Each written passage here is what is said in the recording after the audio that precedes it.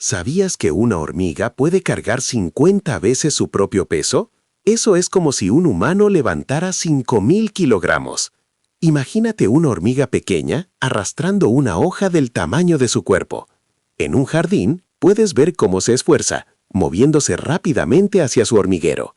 Ahora piensa en una persona levantando una camioneta. Así de fuerte es la hormiga en comparación con su tamaño. Estas increíbles criaturas trabajan en equipo, creando caminos de carga por donde transportan comida.